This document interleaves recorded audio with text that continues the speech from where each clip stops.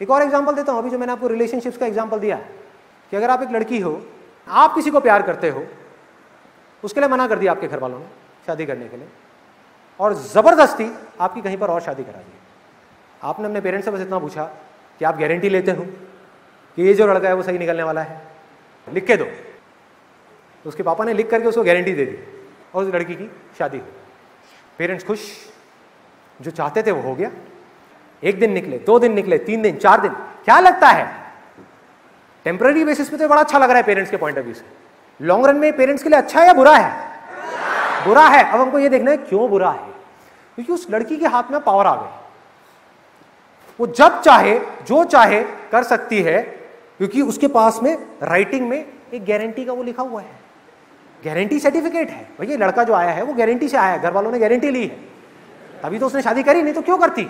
और ये मैं आइडिया भी दे रहा हूं आप लोगों को कि हाँ, सिंपल आइडिया है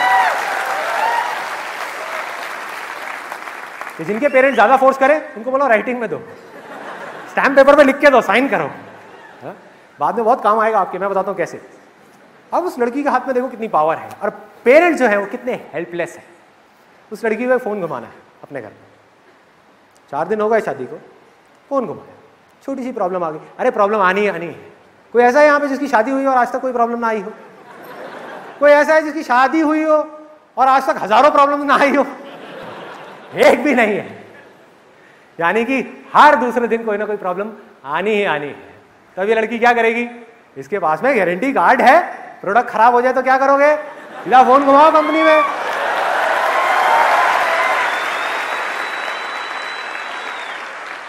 चार दिन बाद उसने घर पे फोन घुमा दिया। Hello mummy. हाँ बेटा क्या हो गया? जरा पापा को फोन देना।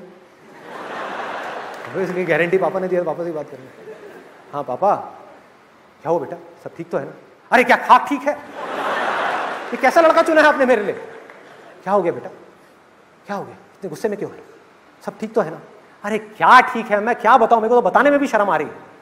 क्या हुआ बेटा? पापा कल रात को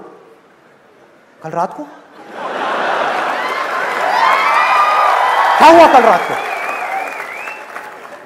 क्या हुआ कल रात को? उसने कुछ गलत तो नहीं किया? अरे गलत क्या, सारी हदें पार कर दी।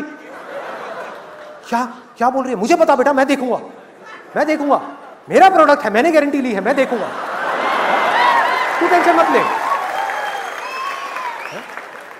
क्या हुआ बेटा, क्या बात हुई? पापा कल रात को मैं जब अपने कमरे में गई, वो नाइटी पहन करके जो मम्मी ने मुझे दिलाई थी, तो उसने पता है क्या कहा? क्या कहा बेटा? उसने कहा कि तुम इसमें डार्लिंग थोड़ी सी मोटी लग रही हो। आज तक आपने और मम्मी ने मुझे कभी मोटी नहीं बोला। ये कौन होता है मुझे मोटी बोलने वाला?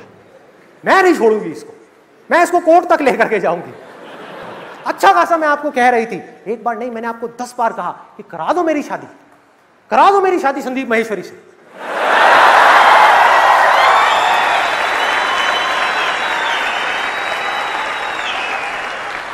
लेकिन आपने मेरी एक नहीं सुनी। लेकिन बेटा संदीप महेश्वरी तो पहले से शादीशुदा है ना, उसके तो बच्चे भी हैं। अरे तो क्या एक ही संदीप महेश्वरी है क्या इस दुनिया में?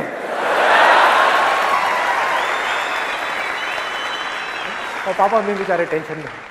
हाँ बेटा मैं कल शाम को आता हूँ फ्लाइट पकड़ करके। कल शाम को नहीं, आपको कल सुबह यहाँ पर आना है और इससे बात करनी है कि आज के बाद अगर मेरे साथ में ऐसी बदतमीजी करी तो मुझसे बुरा कोई नहीं होगा।